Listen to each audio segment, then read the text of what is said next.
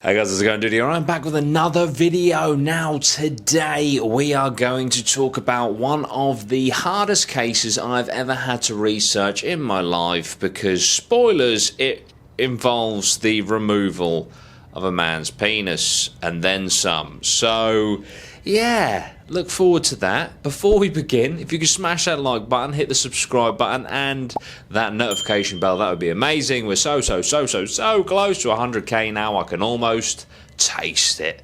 Amazing. So let's crack on with the Cannibal Cafe Killer case. Armen Meiwes, I think it's pronounced, but we're just going to use Armen for this video. A German gentleman born December 1st, 1961. His father was a police officer who did very well for himself and was very good at saving and managed to buy pretty much a German mansion. Now, he married Armen's mother. I believe the father was in his early 20s. The mother was 30 when they married and was always very jealous and very insecure, probably about the age gap. And basically, Armen was conceived in an attempt to keep Armen's father in the picture, but the relationship itself was incredibly toxic.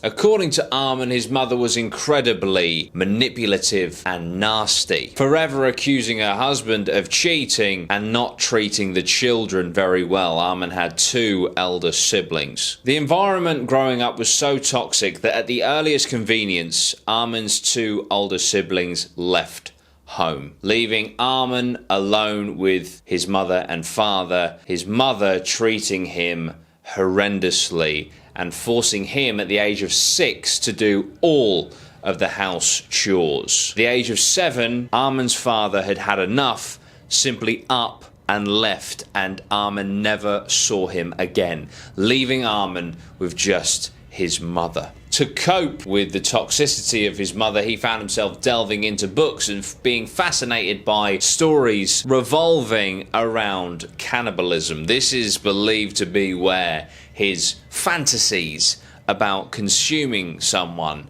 began. But it does run a little bit deeper than that, according to Armen, which is something that I will get into in a little bit. Armen would go on to have a career in the army in Germany and also question his sexuality, always being a crux in his early life as to whether he was straight, gay or bisexual, sometimes even confiding in his friends and asking straight up, do you think I am a homosexual man? Armen's career in the army would come to an end after a drink driving incident, and this would lead Armen back to live with his mother at the age of 32. He would change careers and go into computer engineering, and this was in the 90s. This was, you know, the kind of birth, the early years of the internet. Now, becoming more and more familiar, of course, with the internet and with computers as a computer engineer, he would delve into forums where he eventually stumbled across the Cannibal Cafe, a forum, a community of either cannibals, cannibal fantasizers, or cannibal wannabes. Apparently, he became quite popular on the website. He would actually go to the butchers, get certain types of meat, and then pose them and manipulate them into certain forms and molds whereby they would actually look like human flesh. And so everyone on the website thought, oh my god, this guy is actually living out our fantasy. That's amazing. He's actually eating people. Whereas in reality, it was simply animal flesh. However, give Armen a few years and he would fulfill that fantasy. Now, on the 2nd of September of 1999, he would come home and find his mother dead in her bed. And this was met with happiness, to be honest, because to Armen, he was now free, mentally, physically, and also a free house to live out these fantasies. So he instantly got to work on changing one of the bedrooms, one of the many bedrooms in this large house, into his kill room. Around 2 months after the death of his mother, he put out an ad on the Cannibal Cafe website, and it read as follows: I'm in search of a boy between 18 and 30 years old. If you have a normal build body and are willing to die, then come to me. I am butchering you and eating your horny flesh. Very interesting terminology there, and apparently the willingness of the volunteer, the consent of the volunteer was incredibly important to Armen. He didn't want to become a ruthless murderer. This was never about murdering someone to him. In fact, in an interview, he actually said he thinks the reason he became so obsessed with eating another person was his fear of being left alone and the abandonment in the past. He developed a deep desire to completely absorb another person, to become one, as to never be abandoned again. Which is why I said earlier, this runs a lot deeper than just, oh, I've read books on people eating other people and that's what I want to do. Armen had many volunteers, however, a lot of them were all talk and wanted to back out at the last minute.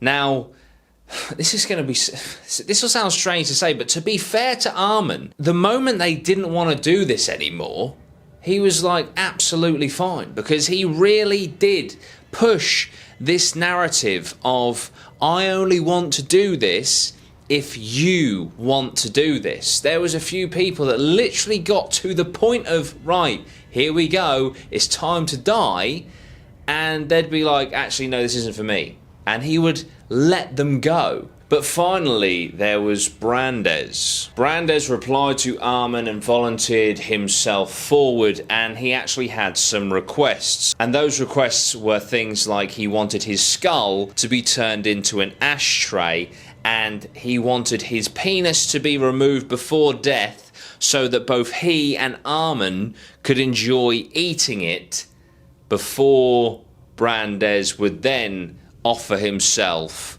to be killed. Now, Armen felt he had a responsibility to honour the requests of Brandes, because Brandes was fulfilling Armen's fantasy, so he wanted to fulfill Brandes's. As I say these things, as I'm talking about this case, it just seems almost impossible to believe. So Brandes comes out to Armen's mansion, enters the property, and Armen gives Brandes 20 sleeping pills and some alcohol. Now, this wasn't, he wasn't drugged, this wasn't slipped to him, this was, Armen offered them to Brandes because he didn't want him to suffer, he didn't want him to be in pain, and he thought that this whole thing would just be much more enjoyable for both parties if, Brandes wasn't dying in agonizing pain. They also wanted to film it so that Armen could look back at that night, at that occasion, and relive the moments that they were about to create together. So, they sit down, and the first thing that they agree to do is to remove and eat Brandes's penis. And the way that they initially go about that is, and I apologise, this is just really hard for me to say for obvious reasons. So Brandes wants Armen to bite his penis off, and that proves to be harder than they initially thought it would be, although apparently he does successfully bite through Brandes's testicles, but the biting isn't working for the penis, and so Armen decides to get a knife, and the first knife he uses is too blunt, so he has to go and get a sharper one, and with the sharper knife removes said phallus. And that was probably the hardest paragraph I've ever had to try and convey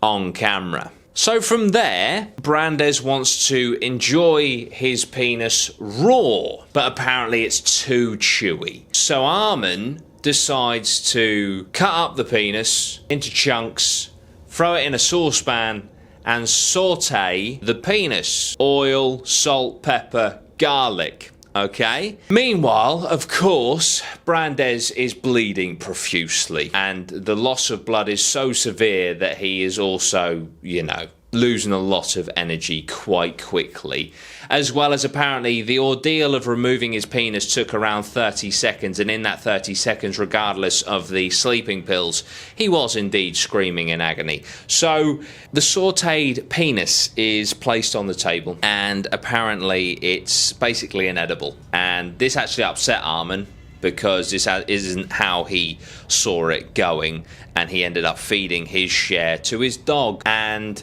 Brandes couldn't finish his, probably because of the blood loss. So Brandes is now bleeding, so he decides to move Brandes to the bathroom, to put him in the bath, fill it up with water, it'll be less messy this way. But Brandes doesn't die as quickly as Armen thought he would. He keeps checking in on him every 15 minutes. Still alive. So Armen cracks out a Star Trek novel and begins reading it, waiting for Brandes to die, which takes 3 hours. Well, actually, it doesn't take 3 hours. He's still alive after 3 hours. So Armen's like, look, I'm sorry, this has taken longer than expected. I'm going to slash your throat. So he gives Brandes a kiss and stabs him in the throat, killing him. So now Armen's fantasy can begin. So he cuts up the body, leaves a piece of meat for him to enjoy this evening, freezes the rest of the body parts in his freezer, and he prepares the dinner table. The finest dining ware that he has at his disposal, lights a candle, etc., and enjoys the meat that Brandes has provided for him. And apparently it was quite a special moment for him. This was a dream he had achieved after around 40 years being in his head, and his fantasy of absorbing someone and becoming one with them so he will never be alone again is complete. And apparently the taste, to quote him, was pork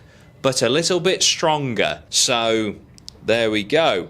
So that is Armen's fantasy now complete. And the rest of the meat from Brandes, or well, for a few months at least, up to about 6 to 8 months, sustains Armen. He continuously eats him, breakfast, dinner. He apparently used chunks on pizza for pizza topping and things. And obviously, I mean, this was Brandes' wish. The only thing that he did go against Brandes is apparently when cutting up the body, he buried his skull in the garden. Now, of course, if you remember back, apparently Brandes wanted his skull to be used as an ashtray. So that wasn't fulfilled. But yeah, so he returns to the Cannibal Cafe website with videos, with images of what he's done to Brandes. And to these people in this community, Armen is like a rock star now. Like, wow, you're actually doing it, you're amazing. And after a few months, possibly from, feeling amazing from all of this response that he got, although he claimed it never meant anything to him, he puts out another ad to do this again. But this time, an Austrian student sees the images, sees the post, and informs the police. The police go to Armen's mansion, discover the freezer, discover the body, the remains. Apparently, all in all, over the months, he consumed around 20 kilos of human flesh. But yes, they find the remains of Brandes in the freezer, and Armen just comes clean. But he says, this was completely consensual. I did eat him, but I have all these emails, these videos, you can see, like, this is 100% consensual. And the crazy thing, guys, in Germany, cannibalism isn't illegal, but obviously manslaughter and murder most certainly is. So it goes to trial in 2004, and he gets 8 years for manslaughter. And as you can imagine, this doesn't go down too well with the world. The media frenzy around this was insane. And so eventually, 2 years later, there is a retrial, and his defense was all about, look, this was consensual. I haven't done anything that he didn't want me to do, etc. But it was changed to murder. And because cannibalism isn't illegal, I believe the other thing he was convicted of was like disturbing the peace of the deceased. Obviously, mutilating a body, basically. So he got life for that, which I believe is a minimum term of 15 years. So what do you guys think about that? But also, in 2020, or as of 2020, because apparently he is just an ideal prisoner. Like, you know, he helps people, he works hard, he goes to church, apparently he's a vegetarian now. You know, the guards are like, he's a pretty stand-up guy. He is actually allowed to be let out on day release. Obviously, he has people with him, but he goes out and walks through towns in Germany as of 2020, and then obviously gets taken back. But the issue with Armen in the, you know, the parole board's eyes is he's shown no remorse, because in his eyes he's done nothing wrong because everything was consensual. It's a fascinating case when you look at it from that perspective. He obviously mutilated someone, ate them and killed them, but that person wanted to be mutilated, eaten and killed. But then obviously, you know, the mental stability of these people, etc., must be looked at. It's quite a case. It's the Cannibal Cafe case. It's Armen Meiwes. That is how I would pronounce it. I think it's Meiwes, but it's German. So if someone could let me know down below how that is pronounced, that'd be amazing. Thank you so much for watching, guys. I really do appreciate it. If you like what you've seen here, hit that like button, subscribe, share it, hit the notification bell. If you want some Atma clothing, the links are down below. This one comes out on Halloween, so we've got a big clothing drop on Halloween, so take a look at the website on Halloween. Okay, thank you so much, guys. I really appreciate it. I'll see you very soon. Sweet one. Geese.